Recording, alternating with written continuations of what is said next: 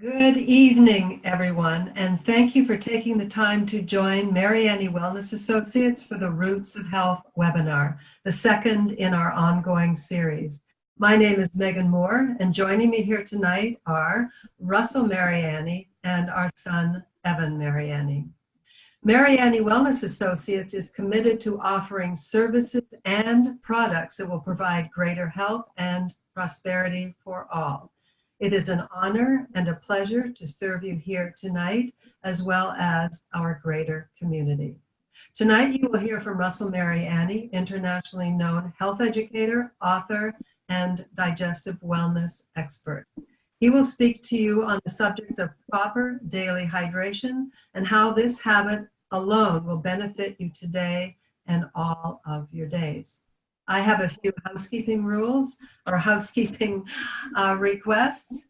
If you look to the very bottom left-hand corner of your screen, you will see a little video icon. And this is really, we're asking you to do this to maintain the sound quality of our webinar.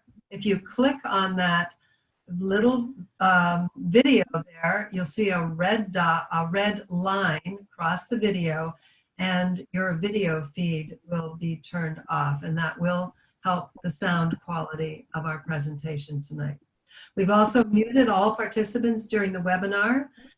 During the Q&A, which is at the end of the presentation, there will be a time for questions. Please ask all of your questions in the little chat box that is at the bottom of your screen. You'll see it, it says chat, and you can submit any question you want during the presentation. And then at the end of the presentation, I will ask Russell those questions, and the Q&A will be live. I think that's it. And again, thank you all for joining us. And Russell, I believe it's time to begin. Thank you, Megan, and welcome everybody to tonight's webinar on the subject of proper daily hydration and the water cure recipe. My name is Russell Mariani, and I live in South Hadley, Massachusetts. My wife and business partner is Megan Moore, who you've already met, and together we run the Center for Function and Nutrition and Mariani Wellness Associates, along with our two sons, Brian and Evan Mariani. I'm a health educator and digestive wellness expert. I'm the author of the book, Healing Digestive Illness, which was originally published in 2006 with a revised and updated second edition in 2015. I've been in private practice since 1980, and our website, excuse me, is healingdigestiveillness.com. So tonight's subject area is proper daily hydration and the water cure recipe. So I'd like to tell you my story about how I made this important discovery, and then share a few important things about hydration, and then we'll wrap up the teaching segment by going over the 7 steps of the actual water cure recipe. So, as many of you know, I had an interesting diagnosis when I was 18 years old. I was told I had colon cancer, and then a few weeks later they changed their mind. Excuse me, Russell? Yes? We have a participant who says that she cannot hear, so I just have a question. Can everybody else hear? There was just one by Susan, I believe. Can people hear? It seems that everybody else can hear, so it's all right. Please continue. Okay, thank you. Thanks for checking.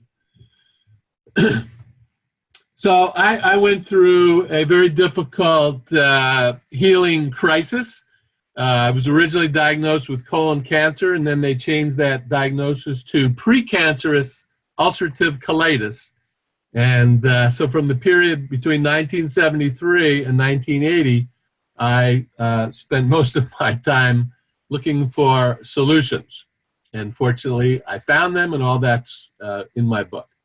But between the years 1977 and 1997, even though the digestive system problem was completely fine, healed, completely normal function in that area, periodically, I would suffer from acute anxiety attacks and periodically clinical depression, episodes of clinical depression.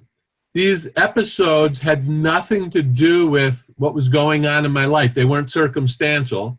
So it was kind of very mysterious. I went to many practitioners, doctors, therapists to try to get to the root of my anxiety attacks and my periodic episodes of clinical depression.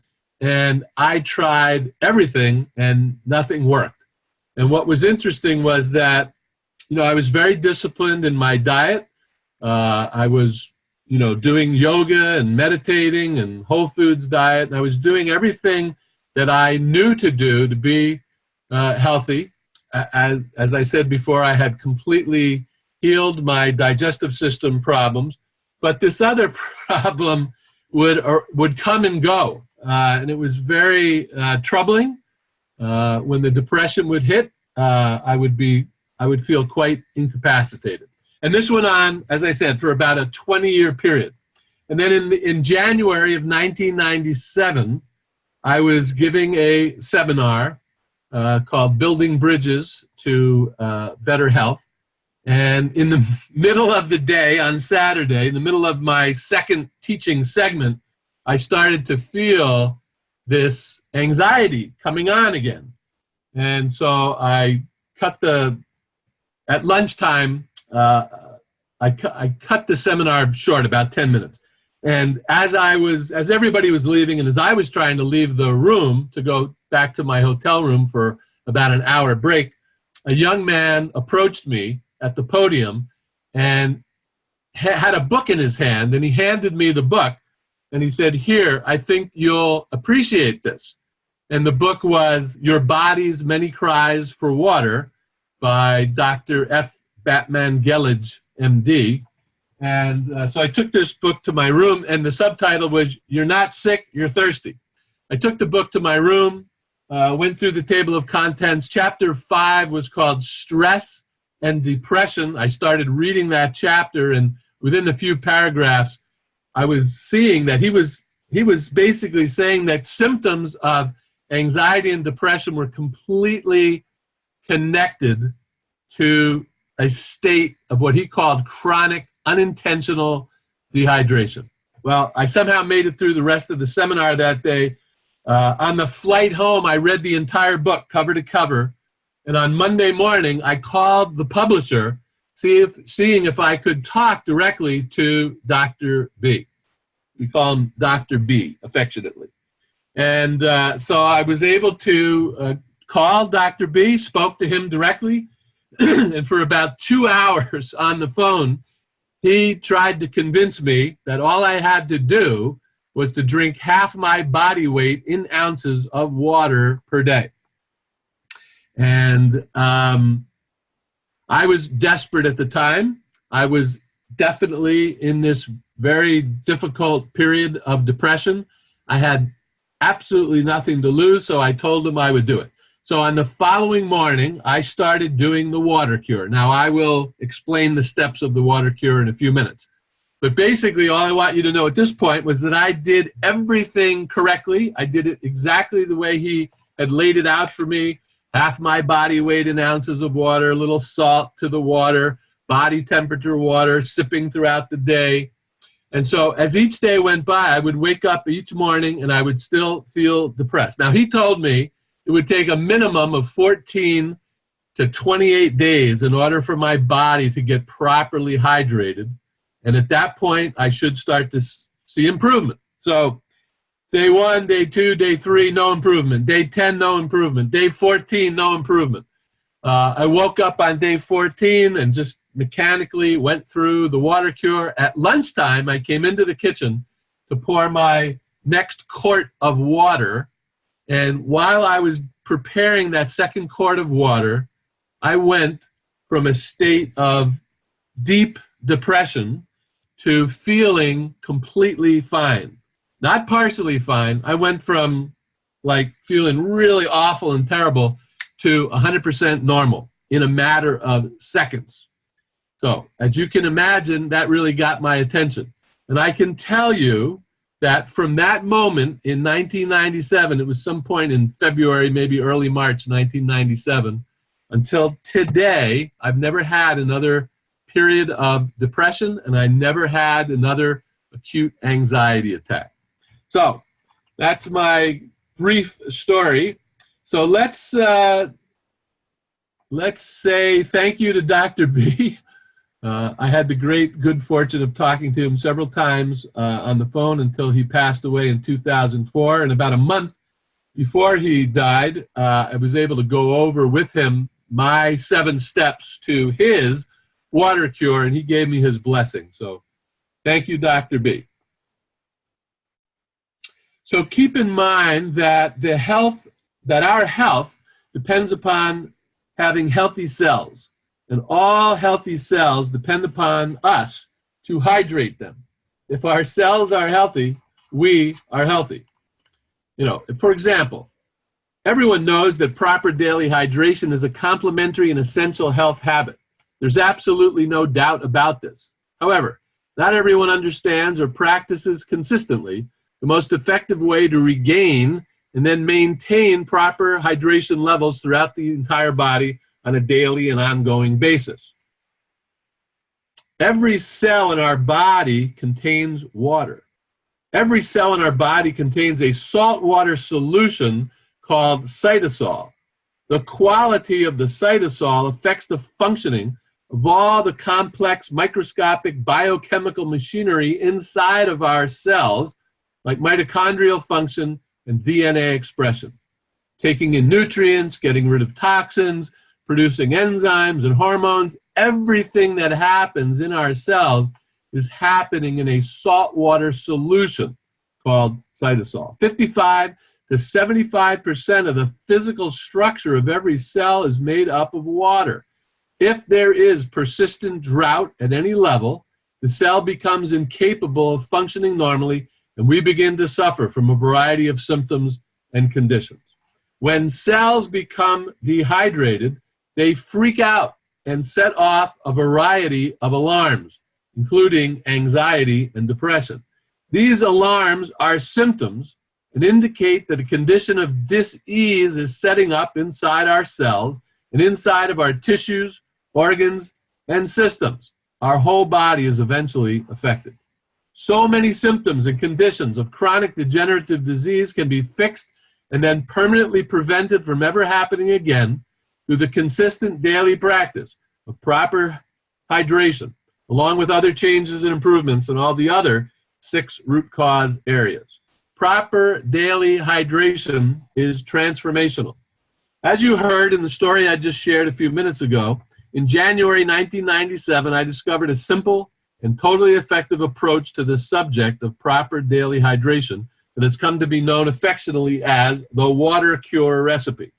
The simple formula is this: we drink half our body weight in ounces of water per day, and we add some organic quality sea salt to the water, a very small amount. Again, I'll go over the 7 steps of the water cure recipe in a few more minutes. For complete instructions on all the steps of the water cure recipe, you can check out the water cure recipe on our website, healingdigestive.illness.com, or contact Megan Moore via email at meganmoore@healingdigestive.illness.com, and she'll be happy to send you the updated 2019 version of the water cure recipe. So now here are a few quotes from the book, Your Body's Many Cries for Water, which is the source of the water cure recipe and was originally published in 1992. The author is F. Batman Gelage, MD, or Dr. B for short. And the subtitle of the book is this: You are not sick, you are thirsty. Don't treat thirst with medications. Here are a few quotes. Chronic cellular dehydration painfully and prematurely kills. Its initial outward manifestations have until now been labeled as diseases of unknown origin. A few more quotes. Morning sickness of the mother is a thirst signal of both the fetus and the mother. The human body can become dehydrated even when abundant water is readily available. Human beings seem to lose their thirst sensation and the critical perception of needing to drink more water. Not recognizing this need, they become gradually, increasingly, and then chronically dehydrated with age. Further confusion lies in the idea that when we're thirsty, we can substitute tea, coffee, fruit juice, or even alcohol-containing beverages. This is a very common error. Water, the universal solvent, regulates all functions of the human body, including all of the activity of all the nutrients in solution that it carries around the body in the form of blood, lymph, and cytosol, the fluid inside our cells. A salt-free diet is utterly stupid. Again, this is the quote from Dr. B's book. Salt is the most essential ingredient in the human body. In order of their importance, oxygen, water, salt, and potassium rank as the primary elements in the survival of the human body. About 27% of the salt content of the body is stored in the bones in the form of crystals. It is said that salt crystals are naturally used to make our bones hard. Therefore, salt deficiency in the body could also be responsible for the development of osteoporosis. Salt will be taken out of the bones to maintain its vital, normal levels in the blood. For every 2 quarts of water you drink, you should add 1/2 teaspoon of salt. Low salt intake will contribute to a buildup of acidity in our cells. High acidity in the cell can damage the DNA structures and be the initiating mechanism for abnormal cell formation. Last quote. Chronic cellular dehydration is the primary root cause for most of the chronic degenerative diseases of the human body. Okay, so what does all this mean? Obviously, it means that proper daily hydration is really important. Proper daily hydration, by combining the correct quality and quantity of water and salt based upon our body weight, activity level, geographic location, and other factors, is a foundational health habit of vital importance to everyone concerned about their health and well-being. In other words, proper daily hydration is transformational. Okay, so now let's go over the 7 steps of the water cure recipe. And when I finish this, we will go to a live Q&A. So if you have any questions up until this point, put them in the chat box. And if you have any questions during this short section, put them in the chat box. And then Megan will ask me the questions when we go to Q&A. So first and foremost, the water that we drink must be free from impurities. Don't drink tap water. And I don't recommend bottled water for any period of time. You know, here and there on a road trip or something like that, or if you're on vacation for a few days, bottled water is fine. Just make sure you get the best bottled water that you can. But I do not recommend bottled water over a long period of time. If you do not have a reliable, best quality, point of use water purifier for your drinking and cooking water, please contact Megan Moore through our website, and she'll be happy to share information with you about the unit we use and recommend. Number 2, body temperature water is best. Now, again, if you're absolutely 100% perfectly healthy, this is not critical. But if you are sick, if you are suffering imbalances from any type, any sort, body temperature water is best, because if you drink cold water, your body has to first warm up the water before it will absorb and assimilate the water into your bloodstream. So people who drink cold water, people who drink iced water, use up, and I believe waste, a lot of precious, valuable energy in the body. Okay, so body temperature water is best. Body temperature 98.6. And that's the brief reason why. Even in the summertime, I drink body temperature water. It's the fastest way to cool my body.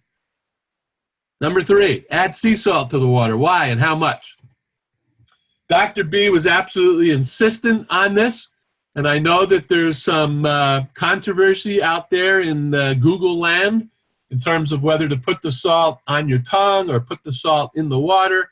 I clarified this with Dr. B on several occasions. Over the years I was working with him, and he was quite clear that you're supposed to put the salt in the water. Now, why and how much? So, two primary reasons for adding sea salt to our drinking water.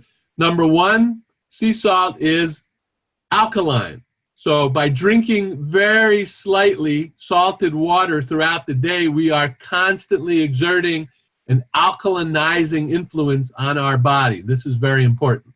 The other key reason why we add salt is not just sodium and chloride. Good quality sea salt, best quality sea salt, contains at least 40 to 50 other minerals and trace minerals.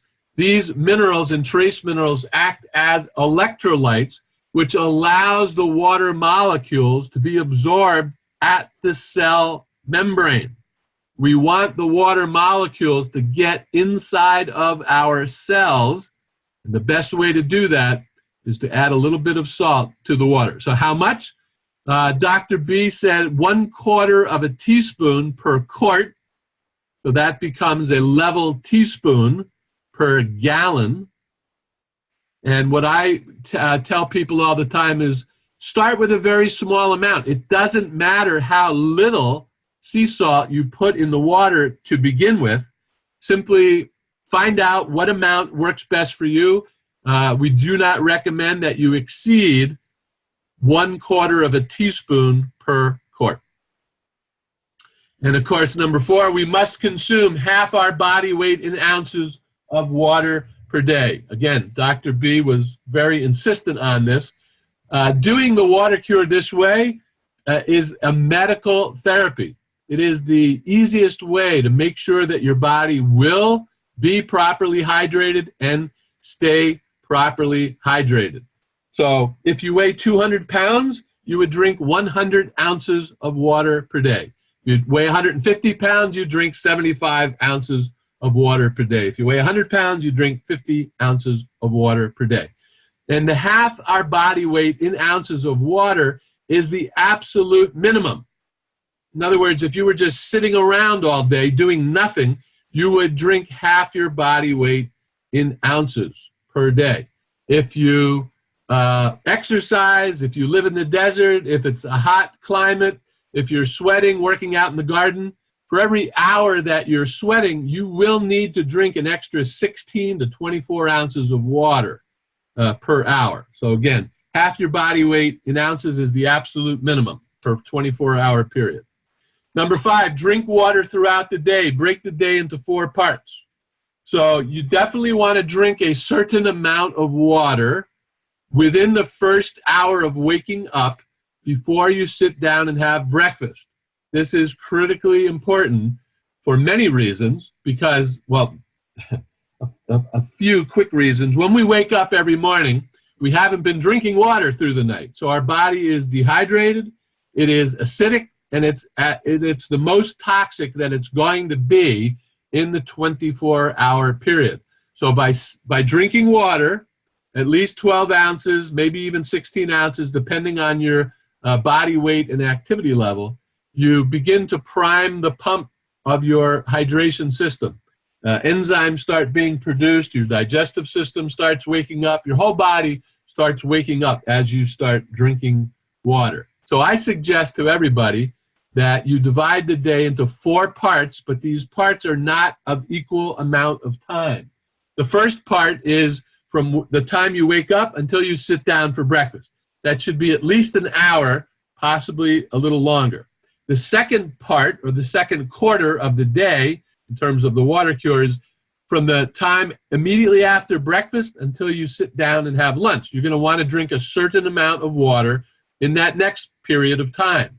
And then after lunch to before dinner is the third block of time, which actually turns out to be the longest amount of time. And then from after dinner and before bed is the 4th block of time. You want to drink very little water during that 4th block, or you're going to be waking up to pee. Now, for example, I weigh 200 pounds. I drink 100 ounces of water a day. I drink 1 quart, 32 ounces of water, before I sit down and have breakfast. some mornings I can accomplish that in half an hour. Some mornings it takes me a whole hour. But part of my discipline is I don't eat breakfast until I've consumed that first quart of water. I don't eat lunch until I consume my second quart of water. So that by lunchtime, I only have 1 quart of water to go to reach my 100-ounce quota. This is very important for people to learn how to spread out the water during the day. So 6 and 7, very quickly, the outflow of urine should be equal to the inflow of water volume per day. If you've never measured this, it's quite interesting. I would say plus or minus 10 ounces in terms of the urine outflow, but many times it's spot on. Many times it's exactly the same amount of water that you drink in. I also would say quickly that even though I drink 100 ounces of water a day, I only wake up once a night, typically, to pee, and that one time is about half an hour before the alarm goes off, so it is not interrupting my sleep. Now, point number 7 is the most important part of the water cure. I can't tell you how many people don't understand this. You must sip the water. Don't drink, don't gulp the water, and don't glug, glug, glug 8 ounces or 10 ounces at a time. That water will sit in your stomach. So sipping 1 ounce or 2 ounces at a time is the key. And then 5 minutes goes by, 10 minutes goes by, you drink another 1 ounce or 2 ounces of water. Don't exceed 2 or 3 ounces of water. Now, when you sip the water, that small amount of water will go into your stomach, and within seconds, certainly within minutes, that water will diffuse through your stomach lining and enter your bloodstream, and from your bloodstream, get to all the cells of your body. We want the water to get to the cells of your body. We're not drinking the water to flush out our digestive system. We're drinking the water, we're sipping the water to make sure the water gets to our cells. All right, so I'm going to stop there. Hold on here, and we'll come back to this slide, Megan. So I'm going to stop the share, and then I'm going to unblock my video. So I'm live, and you're live. I am live. Blocked. So, did any questions come in? We don't have any questions in the chat box, but I did get a couple of questions via oops, here we have one. Okay. Can you drink too much water is the question. Yes, absolutely. It's very rare. In my experience, most people are chronically underhydrated, but balance is the key, and yes, you can cause all kinds of problems by drinking too much water. Water is a universal solvent, and water does a great job of removing toxins, but if you drink too much water, you will literally remove nutrients from your body, minerals from your body. So don't drink too much water. Very good question. Thank you. So another question from Nick. How do you feel about well or natural spring water? Okay, yeah, very good question. So in the early days, I used to go to a spring and get my water, but I no longer trust any groundwater. You know, spring water is coming from groundwater, and groundwater, you know, unfortunately, can seep through the ground and enter the groundwater. So if you're on a well, the problem is that you would literally have to test every day or every week to make sure that the water quality remains really high. And so even if you're on a well, I would recommend getting a point of use system just for your drinking and cooking water. That's probably fine for all other uses. So unfortunately, the world is so polluted everywhere. There's really no pristine source of water anymore. So that's unfortunate, but I certainly never drink tap water. No matter what your local municipality tells you, the water might be relatively clean as it's coming from the plant. But if you've ever seen a broken water main, you would never drink water, tap water, ever again. Thank you, Russell. We do have, it's really the top of the hour, but we do have a couple more questions. Certainly, if you feel that you want to go, please do that. But I know that Russell has said that he'll stay on for a few more minutes to answer these questions. So we have one from Margaret. What would you say happens to a body if someone goes a whole week or two without drinking any water? What would be the seriousness of this? Well, that's a great question, and unfortunately, I think many people have that experience. I certainly did. I never, prior to the water cure, drinking 100 ounces of water a day, I never drank 16 ounces of water a day. I mean, it was totally crazy. So, if you didn't drink any water, it does not take long for your body to get hydrated. Now, the body is incredibly resourceful and resilient. So even when it's even when it's dehydrated, it's going to do everything in its power to maintain all of your vital functions. But eventually, you are going to manifest symptoms. Typically, the early onset symptoms are fatigue, aches and pains, and then it would go to more emotional, nervous system disorders like anxiety or agoraphobia or depression or cognitive dysfunctions. Dry skin is a clear example of dehydration. Dry eyes. How prevalent is dry eyes? How many commercials on TV about dry eyes? Well, that's from chronic dehydration as well. I hope that answers your question, Mary Margaret. Thank you, Russell. We do have one more question that I will ask you. It's from David Magnuson. Can you talk about the type of water, reverse osmosis, distilled, etc., and also the need of adding minerals back into these waters before drinking? Sure. So I actually do not recommend drinking distilled water. Distilled water is pure H2O. The only time distilled water should be used is if you're doing a cleanse, detoxification type of cleanse, and that should be short-lived, 7 days, 10 days, 14 days max, something like that. I have run into several people in the last years who were drinking distilled water on an ongoing basis, and every single one of those people were either anemic or very, very deprived of minerals and trace minerals. Distilled water, never a healthy option. When it comes to purified water, I prefer a solid carbon block filter to remove all impurities, but leaving the minerals intact. Okay? Reverse osmosis is only necessary if you have heavy metals in your water. Now, by law, you cannot have heavy metals in a municipal supply. So if you're on city water, you shouldn't have to worry about heavy metals.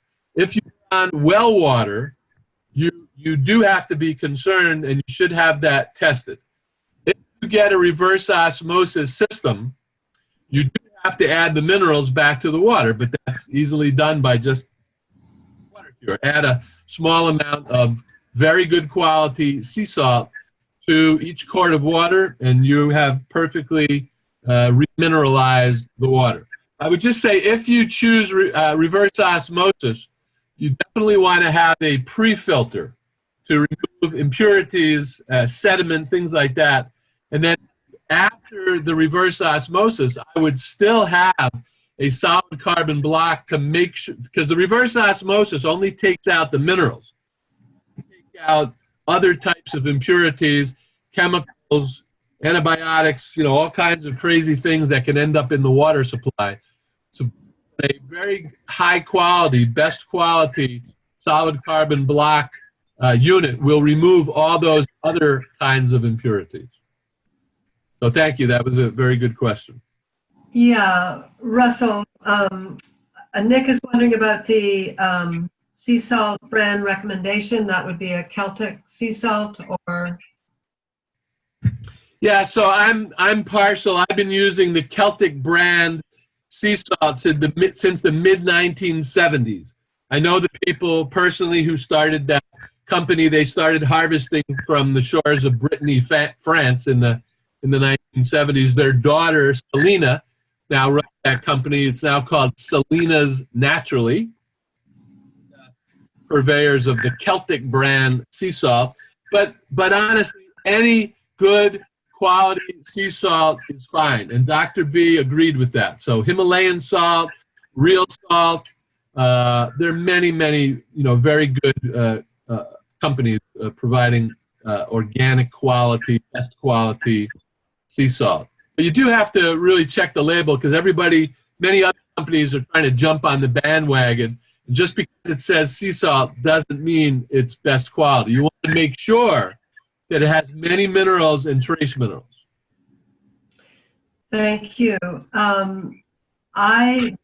We have more questions coming in, a couple more, but can we give 2 more questions? Yeah, that's fine. That's it. So these will be the last 2 questions from Susanna Smith. Is it important to drink alkaline water with a pH of 10, I believe, supposed to prevent cancer? It is supposed to prevent cancer. That's a big question. Yeah, I would. It's not anything that I have ever done myself. It is not anything that I recommend. The pH of our internal fluids, blood and lymph, 7.35, which is only slightly alkaline. Happens to be the same pH as ocean water. Okay, so your blood, your lymph, and the cytosol, the pH of the fluid inside your healthy cells, is also 7.35 to 7.45. You can achieve that alkalinity by just adding a little bit of salt to your drinking water. I am not convinced at all about drinking 10.0 alkaline water. I think that is potentially questionable. I mean, it is questionable. I think that's all I'll say about that. I know many people advocate, this high-level alkaline water, and maybe that's good for a short period of time. Most chronic conditions are caused by acidity, over-acidity, so there's definitely a reason to be drinking alkaline water. I do every day, but it's slightly alkaline. It's not extremely alkaline. I guess I'll put it that way.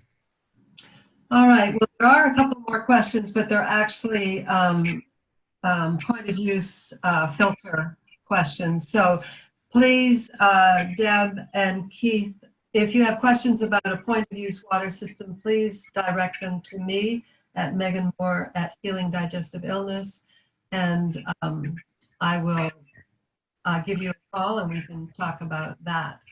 And I think that's it for tonight, Russell. Well, Megan, you wanted me to bring up that last slide about the book. Yeah. I think. You don't need to bring that up yet, Russell. Pardon? Not quite yet. Oh, okie doke. I would like to thank you while you're present. Oh, okay. Thank you for giving us so generously of your time, the distillation of these insights that you've gathered over the years from teaching and